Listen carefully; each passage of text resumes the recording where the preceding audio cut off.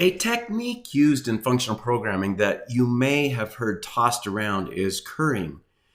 Sometimes the terms used for FP concepts can be a bit intimidating, but currying is simply a way of transforming a function to create a new function. Transforming functions is a common technique used in FP. Currying specifically transforms a function that takes multiple arguments into multiple functions that take a single argument. Now let me say that again. It's simply taking a function that accepts multiple arguments and transforming it into multiple functions that take a single argument. Let's look at an example and then I'll explain why this might be helpful. So I have a scores array here. These scores are represented as decimals. I'll refer to this later. I'm going to use this as a part of example towards the end. But right now what I want to do is I want to create a function that simply multiplies two numbers. And I'll call it multiply two numbers, like that. It accepts two parameters, num1, num2, and what does it do with them? Well, it returns the value of those two multiplied together, just like that. Very simple. Now, obviously, this function takes two parameters. Now, if we wanted to create a function that took a single parameter, we could use curry to do that. And basically what curry does is it creates a new function which remembers one of the parameters. Now, if we had multiple parameters, then it would deal with all of them and remember all of them through closure. But in this case, we just have two parameters, so it's going to remember one of those parameters. Now, to create a curried function, we do something like this. I'm going to call it curried multiply. Whoops. And we're going to set this function, we're going to set it up to accept one parameter. That is all. And then what does it return? Well, what it's going to return is a function. Let me go ahead and enter this and I'll explain it. It's going to return a function that accepts one parameter.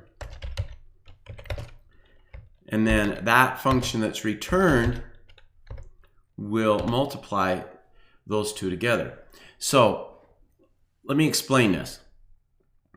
So when we call curried multiply, we pass in a number. That will in turn return this function right here. But through closure, the function that's returned is going to have access to the original number passed in.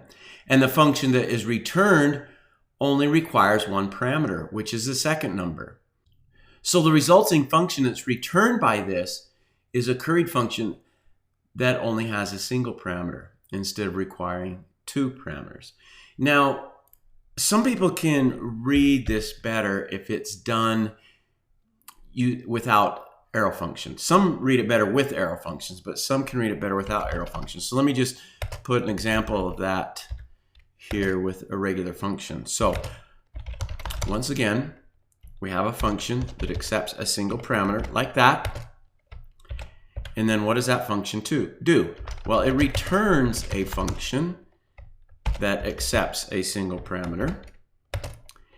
And that return function will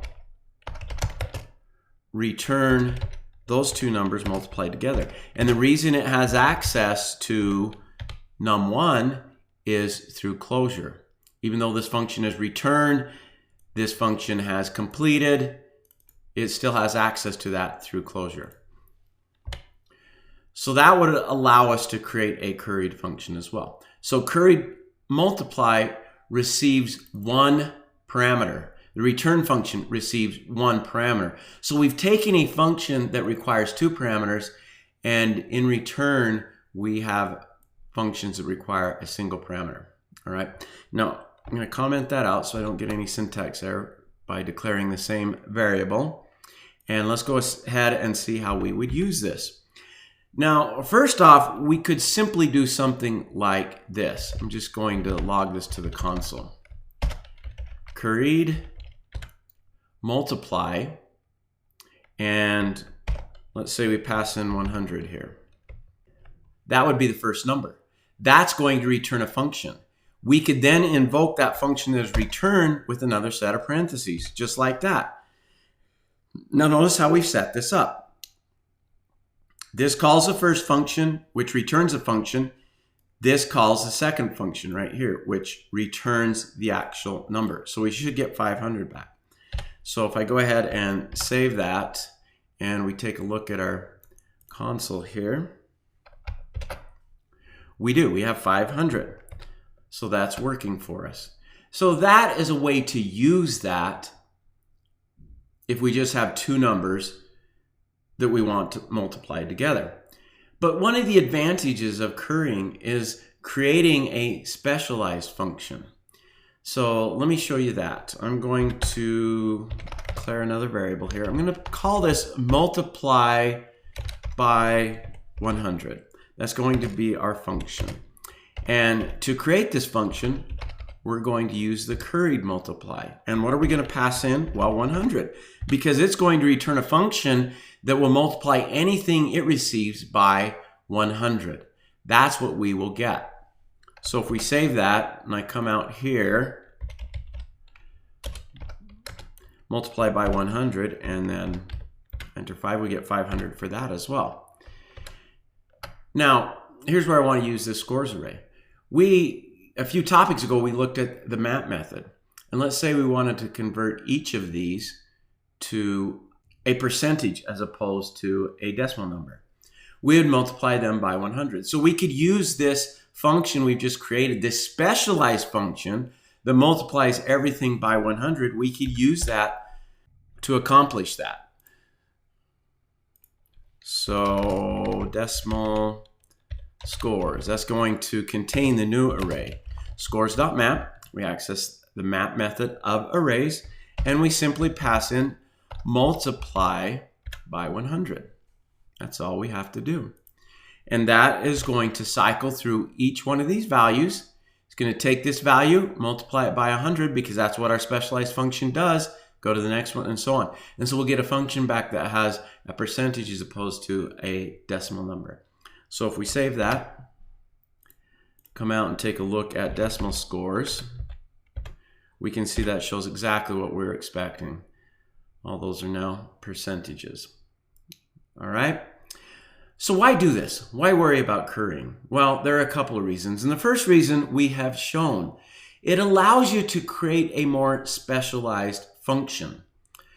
But a second reason is that when we are stringing or composing functions together, we need to use unary functions. And this means functions that accept only a single argument, unary. So currying can help us achieve that. And that can be another reason to use currying. Now, we have dealt with this concept in a basic way. Currying can be quite complex. And this topic can be much more involved. And if you choose to dive into it, you can. But let's move on now to a related topic to currying.